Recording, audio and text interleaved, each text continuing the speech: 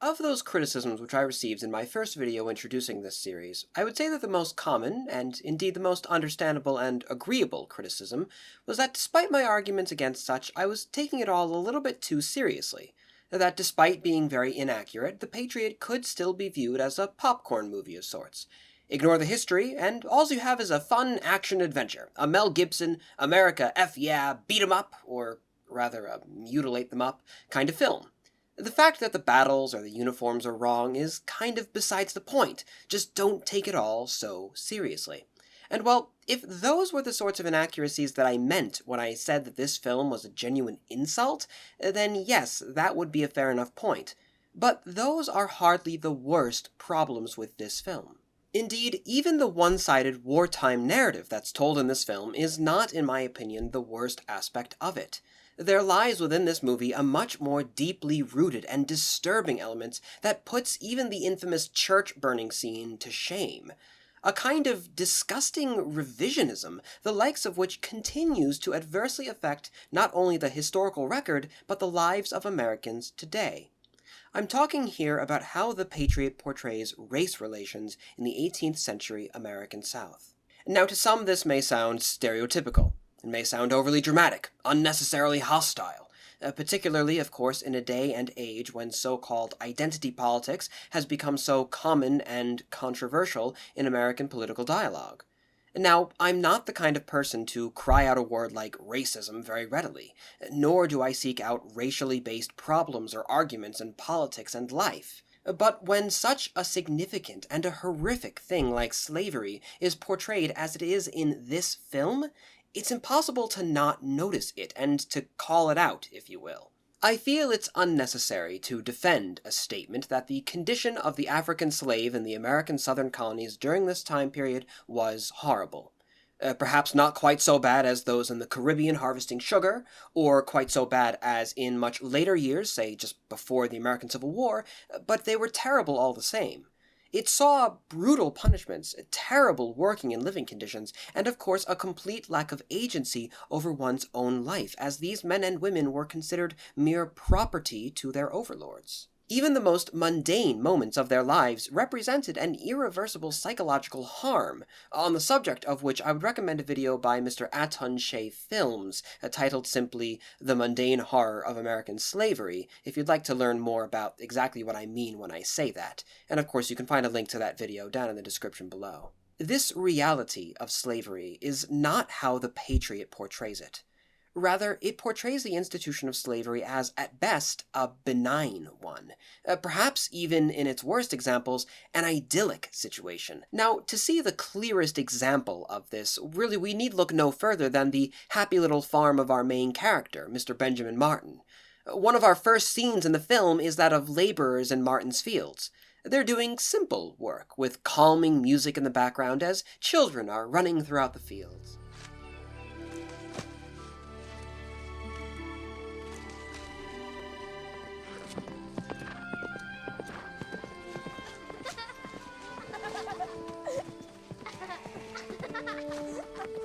One woman, on first impressions a house slave of sorts, is preparing a meal, and later on she leaves the home with a bright smile, wholesome smile to Martin's children as she accepts the mail from its white carrier. Now, let's look at this interaction between the two of them.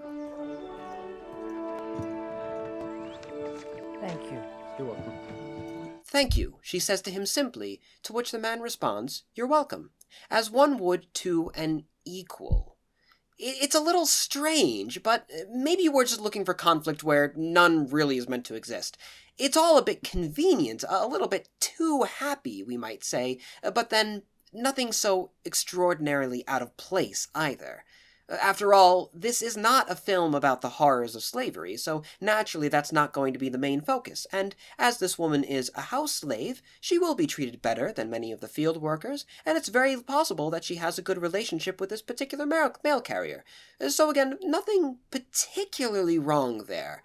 But, you see, throughout these first few scenes, we start seeing more and more of these little conveniences.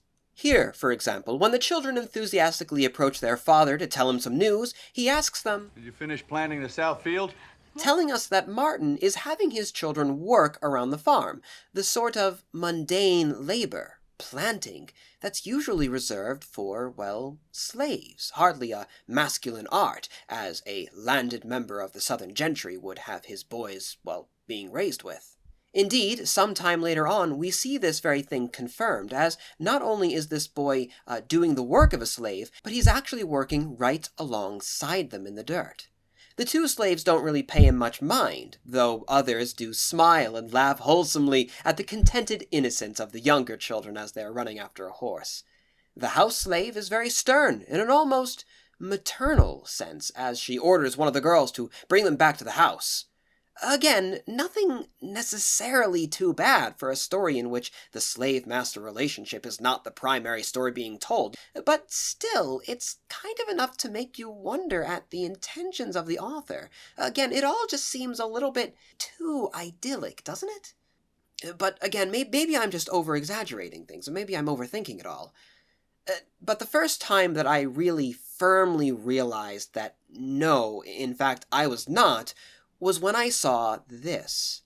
And not only do we see the master himself working alongside his slave, but we also see him at the rear of his oxen working hard at the plow.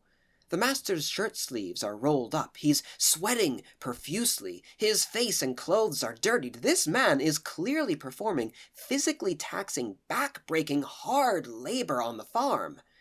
Meanwhile, look just ahead, and we see a black man in the infinitely easier position of leading the oxen.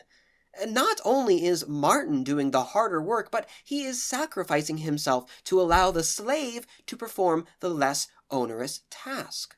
As we see throughout the scene, there is hardly a lack of strong young slaves who are able to perform this task, but instead here we have Benjamin Martin, a man likely to be in his late 40s or 50s, the master of the estate, honestly toiling away to work his own land. Throughout the film, this is also the only real portrayal I've found of hard labor being done on a farm, and here it is being performed by the master of the farm. Now that, I think, is a bit more than just convenient. It is a blatant disregard for the very nature of the power dynamic between master and slave. Sure, there may have been instances here and there where something like this happened, but if it ever did, it would be by far the exception, never the rule. And you take that in conjunction with everything else we've discussed so far, and everything that we will be discussing, it gets even more intense than this. It seems like this movie is really trying its hardest to portray black slaves in the American South as being more or less on equal footing to the white population and even their so-called masters. Indeed, it would almost make you think that these people weren't meant to represent slaves at all. I mean, there's no other way to try and explain how immensely perfect, idyllic, and egalitarian these portrayals have been in the very beginning of the movie. But heavens above, that would be ridiculous. I mean, even for a Mel Gibson movie, that would be ridiculous. I mean, heavens, could you imagine if they try to make it to where their main character, who was inspired by a really big-time slaveholder, historically speaking, as if he were the only major landowner in the American South to not have slaves working for him, just to try and desperately make him out to be more relatable, seem like a better man to the modern audiences, with zero attention paid to the context of how that morality was actually conceived of during the time period. I mean, goodness Lord, that would just be ridiculous. I mean, I like to think people would see right through that. It would be horrible, horrible writing. I can't imagine that they would ever... Sir, we're not slaves. We work this land. Freedmen. There we have it. Of course they did. Subtlety, it would seem, is an art wholly lost in this trash propaganda film. With that line, and indeed their portrayal of this happy and contented little estate, where everyone does their fair share, the authors of this script are actively spitting in the face of any person descended from these slave populations. Let's take a moment, if we will, to step away from the film and look at the actual history which supposedly inspired it. Benjamin Martin, as a character, is not so discreetly inspired by Francis Marion. He's a prominent soldier in the Continental Army and the American militia forces, but we'll compare Martin more closely with Marion in future content. Suffice to say for now that Marion, as a wealthy landowner in South Carolina, did not work his estate alongside freedmen, but in reality owned probably around 200 slaves.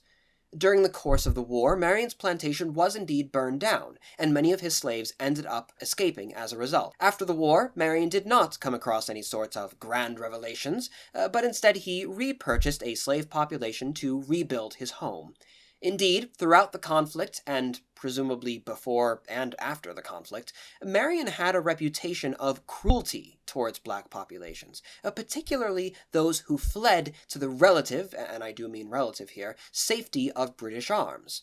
On his Wikipedia page, so take it with a grain of salt, I admit, and it's cited as coming from Jeffrey Robert Young's Domesticating Slavery, the master class in Georgia and South Carolina from 1670 to 1837, it reads that, quote, Marion was also tasked with combating groups of freed slaves working or fighting alongside the British.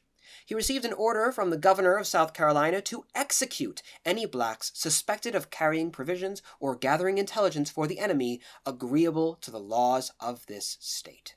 Now, please understand that I am not necessarily saying that Francis Marion was an evil or a bad man.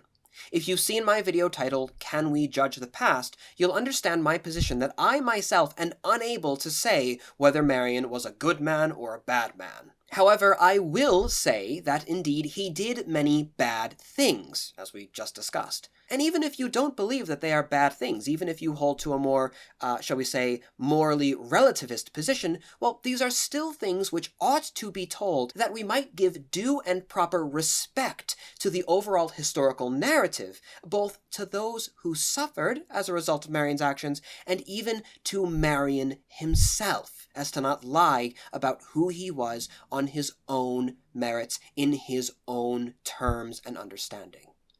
Instead, though, what this film does is with a very broad stroke completely brush and gloss over all of those less than savory details, and instead it seeks to portray Francis Marion, Benjamin Martin, as a man devoid of such things which would today be deemed controversial. He is being shown as the sort of figure that modern Americans, modern-day 21st century audiences might gather around and look and say, well, look at that. You see, slavery wasn't really all that bad, was it?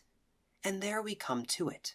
That is the entire point. At every turn, we shall see what this film is doing is telling us, actively telling us, that the condition of black Americans during this period, on the whole, wasn't actually that bad. Not as bad as we traditionally understand it. That really, relations between the white and black populations were quite gentle and respectful, and that they were collectively together united in a greater struggle against the real enemy, those evil British. Here it is, of course, noteworthy that the film manages to take something overall positive, being the British policy of offering freedom to any slave who joined their ranks, and instead it even transforms it into the regular soldiers kidnapping this supposedly free population before forcibly pressing the men into their ranks. Now, admittedly, we've only covered one portrayal of race relations within this film so far, and that's not enough to make such an argument.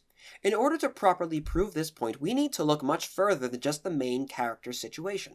After all, it is often the case in film, for better or worse, that main characters are exceptional, that they tend to exude modern values in the face of their historical context, again, for better or worse. In this case, I dare say for worse.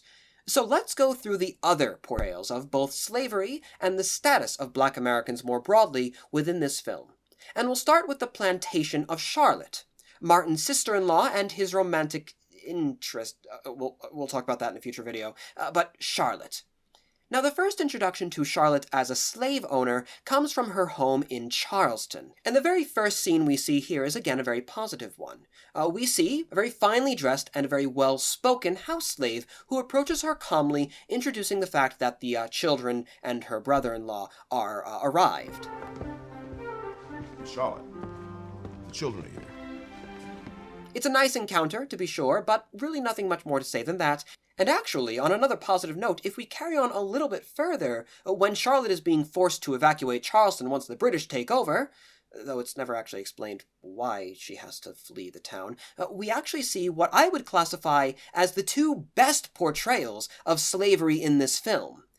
Now, not good, mind you, that doesn't exist in this movie, but just the best that it actually has to offer us. Primarily because these next few scenes are some of the only ones in which we see slaves actually performing labor while their owners are not doing so. Here we have Charlotte riding in her carriage with other refugees, while her slaves are carrying her luggage by foot, and they're also driving a larger wagon of materials. Perhaps it's worthy of note, yes, that all of these slaves are very finely dressed again, but again, these are all house slaves. They're serving their mistress directly in a city estate, a townhouse, and they're not necessarily performing terribly taxing physical labor, aside from perhaps fetching wood for a fire and that sort of thing. So it is, again, justified in this instance. This is a decent enough portrayal because we see the lady sitting in, well, relative luxury, while the slaves are being forced to do the work. She's not, carrying a crate, taking part in it all with them. We do see the power dynamic here being authentically displayed. Then we see Charlotte's plantation. It's clearly a working one with a fairly significant slave population when compared to anything we've seen so far. Another house slave walks out to greet her. Both of them are smiling as she's helped out of her carriage, while all around younger children gather to watch as their literal owner arrives. This is yet another subtle way to reinforce this rather disturbed vision of slavery. On a real plantation, I cannot imagine that all of these children would be allowed to just sort of stand there, gawking idly at the mistress, and some of them with rather, shall we say, authoritative poses. And of course, if you look at the context of this scene, how we're introduced to the estate, with the sorrowful music playing as poor old Auntie Charlotte has to flee one of her houses. I received a letter from Aunt Charlotte telling me she had closed her home in Charlestown after the city fell, and moved to her plantation on the Santee. We see the attention being drawn to the woman, and feeling sad for her as she is suffering this, well, comparatively minor inconvenience, and not to the actual scene being shown here, to the hordes of children all around her, which she is keeping as literal chattel. She is not a maternal figure to these children, and yet, as they're gathered all around her, as she steps beautifully out of the carriage, I can't help but shake the feeling that that's what this film is trying to make me feel here, like this is somehow some kind of a positive relationship. That being said, there are still some redeeming qualities about how this scene is portrayed, primarily by looking at the continued labor of other slaves in the background, although, notably as well, there are no overseers to enforce this labor whatsoever. Actually, throughout the entire film, we never see an overseer of any kind. And more so in the manner of dress for those working slaves.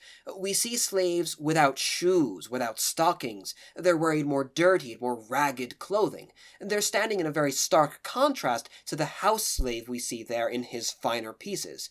So really this is a mixed image, because while the horrible thing which this scene represents, being that these children, who are Charlotte's property, are living in destitution while she's in luxury, that isn't really being recognized or shown emotionally.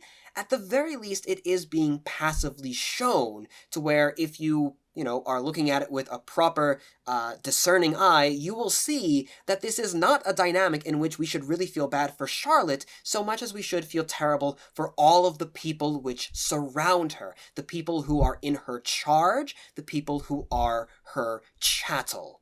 The next time, and indeed really the last time where we really see working slaves portrayed, is again at Charlotte's plantation.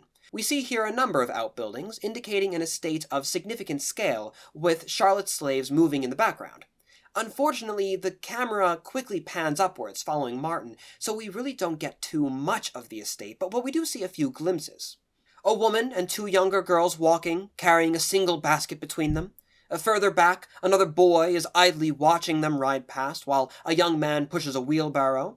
Another man in the back there has also stopped his labor to watch them all ride in. As Charlotte's house slave runs forward to inquire after Martin's presence, we see other slaves milling in the back, presumably on some sort of chores, but they don't seem to be doing too much terribly quickly. It's not exactly a terribly harsh portrayal of the life of a slave. Now, of course, both this scene and the last one we discussed clearly took place at a very late hour in the day. It's very dark in each of them. And as such, yes, it's more understandable that we do not see any instances of slaves actually toiling in the fields, picking away at crops, with overseers holding whips standing over their heads, threatening them to carry on their work, as would ultimately be the primary function of a slave, that hard labor in the field. Again, given the hour, some idleness is likely permissible on the estate here. But once again, we come to that factor of convenience. This entire film seems very convenient so far for ignoring the issue of slavery. We never see an instance of a slave performing hard labor. Not once, unless you count carrying Charlotte's things as hard labor. First, they're just harvesting in an idyllic farm alongside children. Then they're doing the easy job while their employer, remember those men aren't actually slaves after all, does the hard bit. The house slaves which we see throughout the film are never censured, they're never sent away, they're always being treated like just another member of the family. Now, yes, here they are doing some work, but everyone in this scene has to sacrifice. I mean, look at poor old Charlotte. Focus on her, having to flee one of her homes for reasons altogether unspecified. And of course she has slaves, but no, we'll never actually see them work, because her plantation seems locked in this perpetual twilight hour. Again, how terribly convenient. And when you combine all of these little conveniences together, all of these individually explainable, well, except for one, circumstances, we see built up a collective image of positivity surrounding slavery. Before making this video, I went through this film and I counted literally every instance I could find of black characters at all being shown, and the grand majority of them are well-dressed, well-spoken, gentle folk who are going about their business as equals to the white characters around them. For goodness sake, the first scene that we get of Charleston sees a black gentleman walking down the street, doffing his cap to a white lady and saying, "Morning, Miss Such and Such," to her as if she were an equal to him.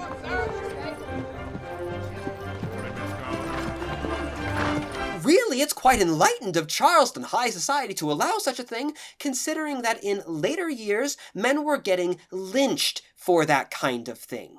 The Patriot is portraying a sense of racial unity, racial harmony in 18th century South Carolina that in many communities you would be hard-pressed to find even today. And there are also, you'll find, of those black characters, remarkably few of them in the entire film, considering that 40% of the entire population of South Carolina was enslaved in 1790. And that's a small portion, incidentally, when compared to 61% in 1750, or later on, we have 47% in 1810. Oh, and of course, it may also be worth mentioning that less than 2,000 non-whites were considered freedmen in South Carolina during that same period. Again, it's very nice of Benjamin Martin to employ such a significant portion of those 2,000 freedmen on his own estate. So one really must wonder, where are all of these slaves? They make up nearly half of the population in a society which revolves around the institution, so surely we would see them more commonly in the streets, in the fields, more than just a small handful here and there performing very easy tasks. Well, not to worry, of course. You see, the Patriot has made sure to employ plenty of black extras. They're all just happen to be crammed into one very particular setting, which Martin hints to at about a third of the way through the film. We'll go to St. Helena. That's a freed slave island just north of Charlestown. Note that Martin refers to them as freed slaves, not free or escaped slaves, implying that they were actively set free. Again, very beneficent of their owners to do so. But that's right, it's a maroon settlement. Maroon, in this context, generally refers to small, independent, mixed communities of escaped slaves and Native Americans on the periphery of European settlements. They were most common in the Caribbean and in South America, particularly on small islands, but some did exist in North America as well, including a significant group of Maroons in the pleasantly named Great Dismal Swamp between Virginia and North Carolina. Now, we're introduced to this island much later on in the film, when Charlotte, alongside Martin's children, become refugees after those evil British burned down their home again. Oh, actually, rewind a little bit to that burning. You see, it's during that scene when Tavington has the house slaves brought to him. He demands to know where the family is, but of course these are good servants to their mistress, so they refuse to give her up or even to speak to the British in any way. It's very, very honorable of them. Where are they hiding?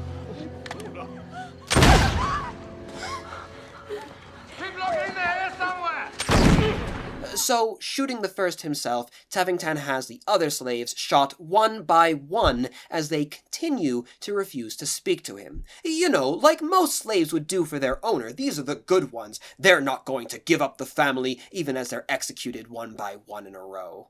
At best, it makes your eyes roll, and at worst, it reinforces that sickening idea that the southern colonists felt a greater kinship with their own slaves, and indeed the slaves towards their owners, than they ever felt with the British.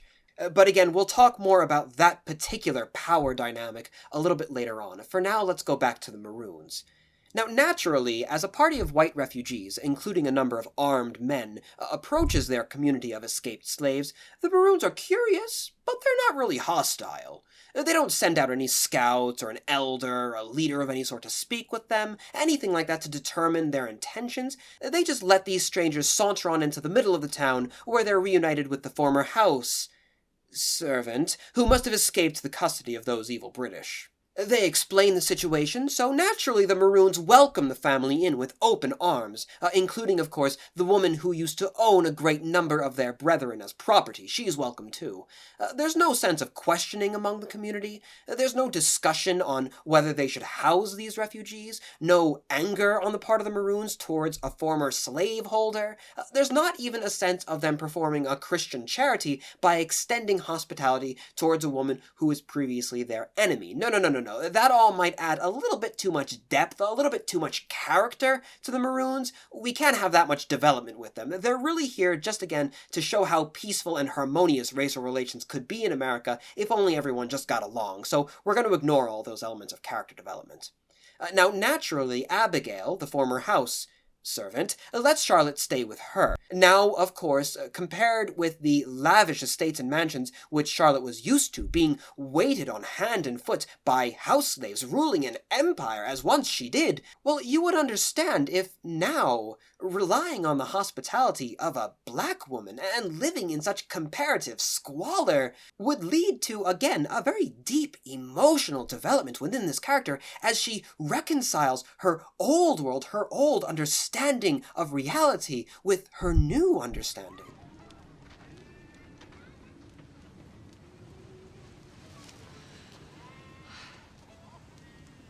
It's beautiful. Thank you. But no. We'll get that over in about 5 seconds. Let her just turn super woke immediately and, of course, be genuinely thankful before literally never mentioning that dynamic again. Later on, of course, when Martin visits the community to see his family, again, there's no reaction by the locals as two armed, military-aged white men approach their settlements at a gallop. Instead, they're just going about their business, including some wonderful shots of the little white boys and the little black boys playing together in the dirt. No tension visible between the natives and the newcomers whatsoever, although one of the kids does nearly knock over this girl in his excitement to run to his father, but I guess that's beside the point. For some unexplained reason, a number of the Maroons also approach to sort of smile and be part of this gathering, of this reuniting, but again, no questioning on the part of anyone of who this white guy is or what he's doing there. They all just sort of accept it.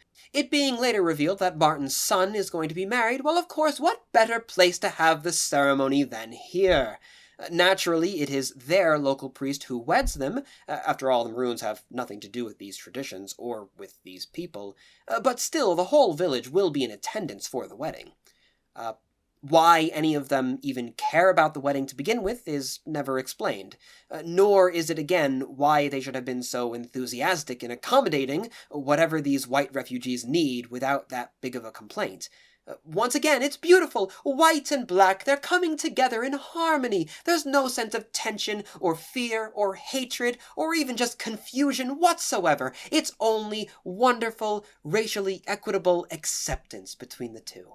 And of course, if those non-Europeans love anything, it's a good party! So after the wedding, they all gather with exotic African-sounding music, hopping and shaking back and forth in celebration of a ceremony which again they have nothing to do with, except providing the venue for it.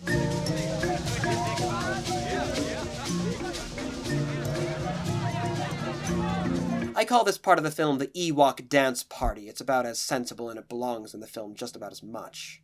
And even here, the black characters are hardly that. None of the maroons outside of Abigail, the house servant, even have any lines. These people are here as props, not characters, like so many other black characters in this film are. They have no personality beyond the most shallow of two-dimensional traits. They have no depth. They exist solely to give our main characters a place to hide away on some tropical beach paradise, as if that belongs in a movie about the American War of Independence in the Carolinas. The idea of a maroon community taking in a slaveholder-turned-refugee provides the writers of this film with some extraordinary opportunities for personal growth of the characters, for an intense and perhaps uncomfortable reflection on the nature of race, of the institution of slavery, and of course of the deep hold which these things held over colonial American society. It offers an excellent opportunity to take a deep look into maroon culture, how it developed, why it developed, even who these people were. But instead, it does none of those things. Instead, what we have here is a dismissive and demeaning portrayal, making the Maroons look like simplistic, noble savages. It doesn't treat them with respect, with authenticity to their genuine historical context. It only uses them as convenient props. Like so many other black so-called characters in this film, the story of these people's struggle is glossed over and ignored in attempting to show a sense of racial harmony which never existed in this time and place. And again, maybe this would be a little bit less offensive if the Maroons didn't feel like such an out-of-place insert into the film. It doesn't feel very thematically appropriate when compared to the rest of this movie. A line of dialogue here or there, that is all I ask you dignify these people with. But no, that would be just a little bit too much, I suppose. Although, of course, there is one notable exception to all of this. There is one attempt by the writers to get around these problems and to actually acknowledge and reflect upon the reality of slavery in the southern colonies as something which was actually negative for those involved, something that individuals were willing to fight and die to escape from. Something which the nation on the whole would need to overcome if it ever hoped to live up to its revolutionary ideals. There was an attempt to show slavery as a real, living, and breathing human institution, intrinsically and inescapably rooted in colonial American culture. That attempt is in the form of a man named Occam, a slave who enlists, and I use the term very lightly, with Martin to win his own freedom. Unfortunately, while the existence of Occam as a character does at least force the film to admit to the evil of slavery in some capacity, it doesn't go very far in any really meaningful way, and ultimately, I dare say, drives home the insult even more. Let's begin by looking at how Occam is introduced. Martin is recruiting at a local tavern for his militia, alongside a French officer responsible for their training. After some light-hearted comedic relief in the form of extreme partisan violence, God save King George!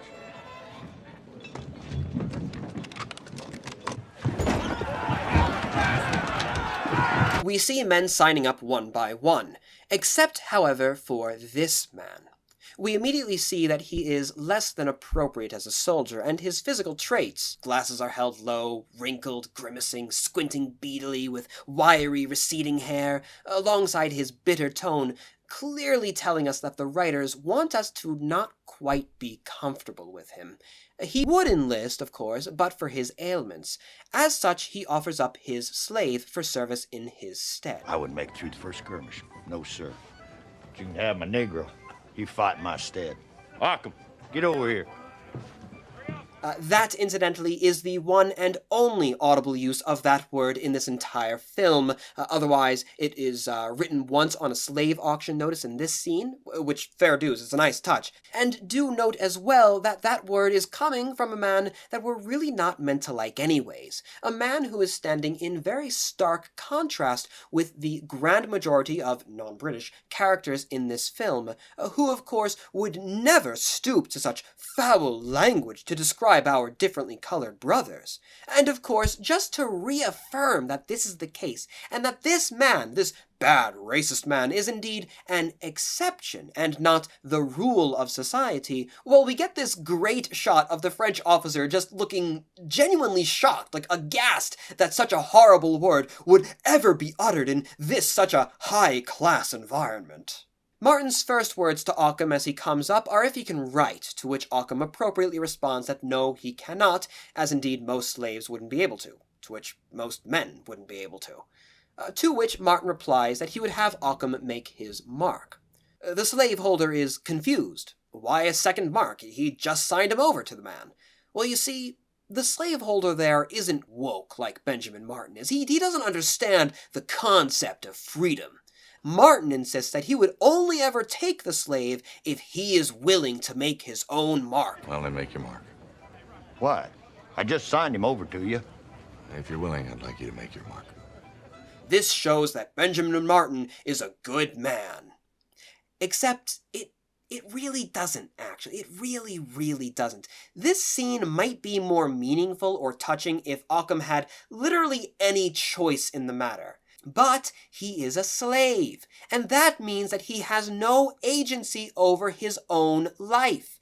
What was he going to do? Say, oh no, I'm not willing, and as such not go with Martin? What would await him later on that evening? Are we meant to believe that the slave owner would not punish Occam in some sort of horrible fashion for such a blatant disregard for his orders? Are we meant to believe that Martin wasn't aware of that reality?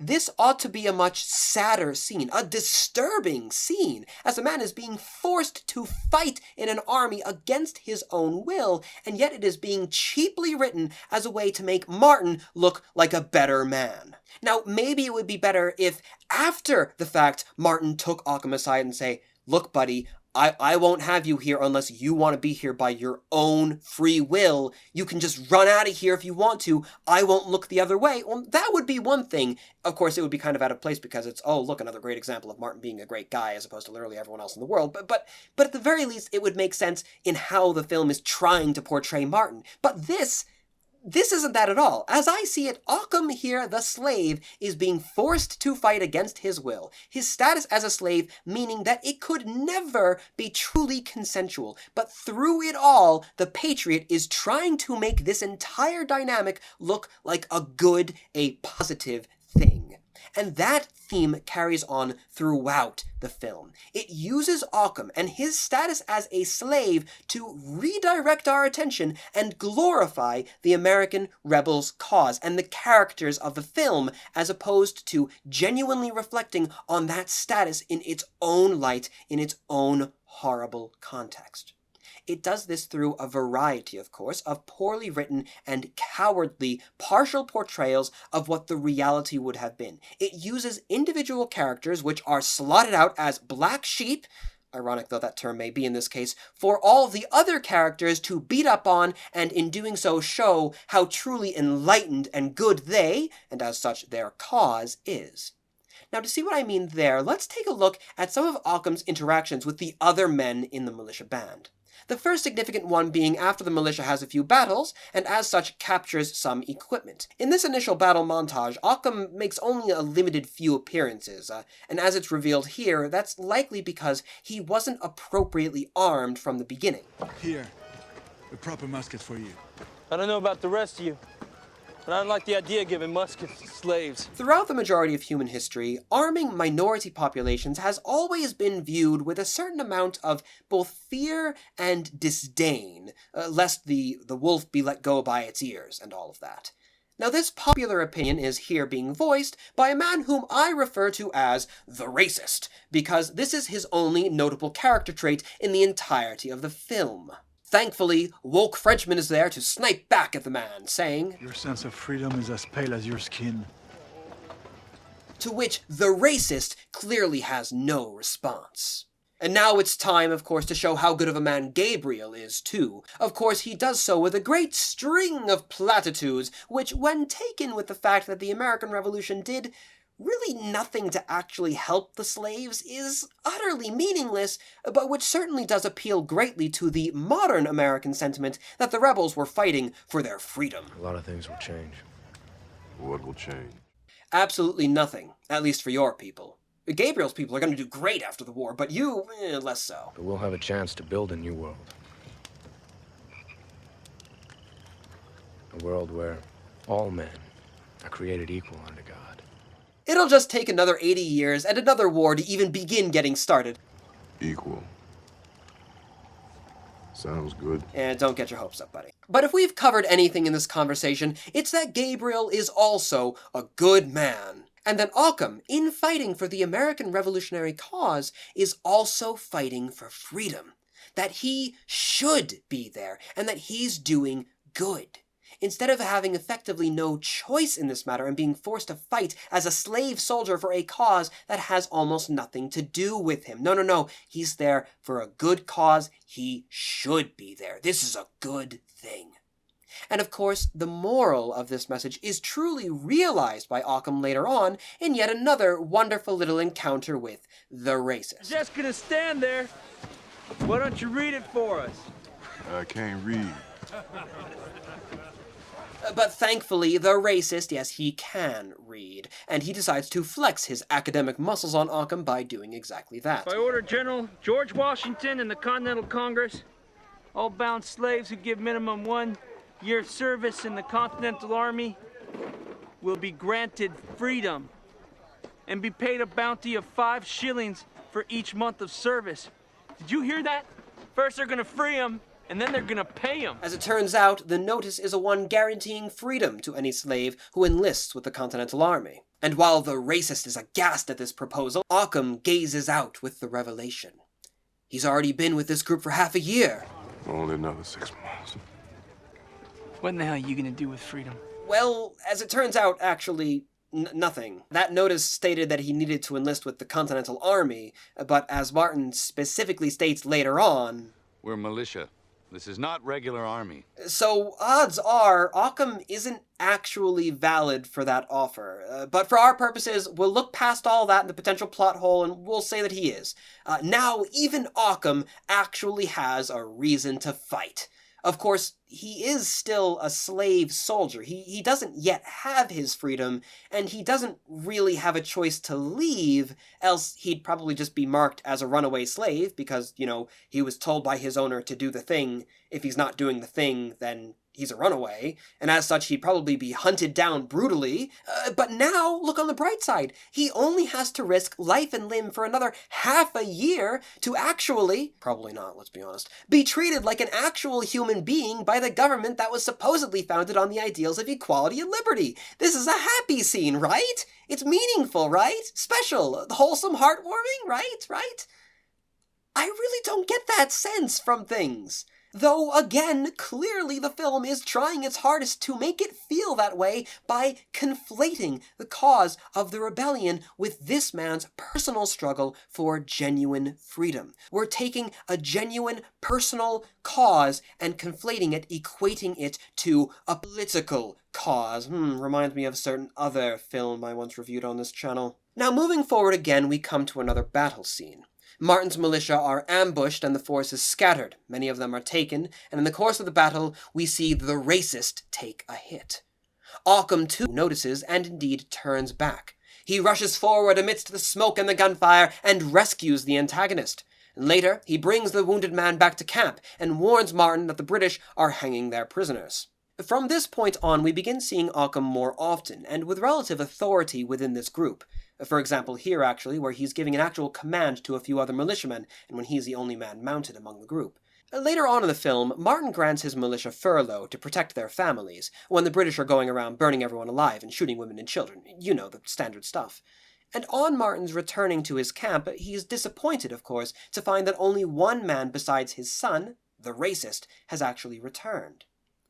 But, gasp, who is that there, coming through the mist? Why, of course, it's Occam, with all the others, once again proving his dedication to the cause. We get this lovely little look of respect from the racist, and Occam says, I got another 2 months to go before I get to 12 months. Which again, I find is a rather sad thing to say. It's like saying you only have 2 more months left of your prison sentence that you didn't deserve. But it gets a nod of friendship from the racist all the same. Oh, well, yes, of course they're going to be friends now. What, did you need more character development to see that happen? For a one-dimensional character to just completely shift his entire worldview on a dime like that and just accept that the person who he used to hold as a genuinely lesser being now is his moral equal? No, of course not. They're friends now. That's how real life works. It's easy. You see, the whole problem with racism in America, it's easy to solve if only people just learned how to get along like they used to. You know, like back in colonial America, the days of literal slavery.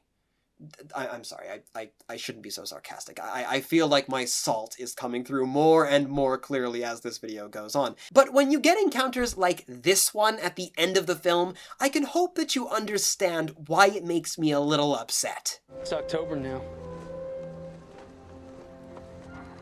I know. It's more than 12 months. You're a free man. I'm here now on my own accord. Aha! So indeed Occam, and as such the scriptwriters, are in fact acknowledging that Occam did not even have a real choice at any point in the film prior to this. And those earlier scenes are still meant to make us feel good? I don't think so. And then of course comes the real kicker. I'm honored to have you with us. Honored. Yeah, well, if only the rest of America felt that way, because despite this film's repeated attempts to have this single relationship represent the entirety of the nation and reflect a sense of progress being made, it's wholly fabricated. The American War of Independence did very little, if anything, to further the cause of black emancipation in the United States.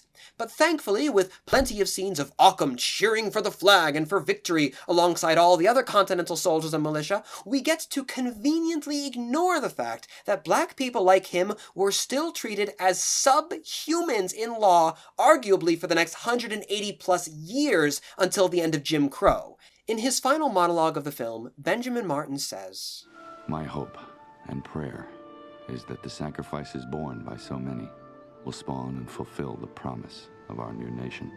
And taken in the context of everything that we've discussed here, I think that's really just sad. Because for so many people who fought and bled and died for the revolutionary cause, that promise was blatantly disregarded. And as if that's not sad enough, it's not actually the concluding point of the film. Oh, no, because after his monologue, we see Martin and his family returning to the place of Charlotte's original plantation, which was burned down by the British. We see all the townspeople, primarily men who served under Martin and the militia, are rebuilding the home. Shocked, of course, Martin approaches, and none other than Occam himself steps forward, saying this. Gabriel said if we won the war, we could build a whole new world. Just figured we'd get started right here with your home.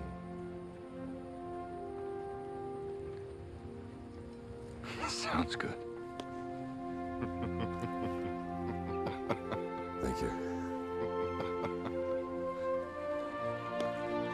Once again, it's a lovely sentiment, and in some cases it might be said to be true.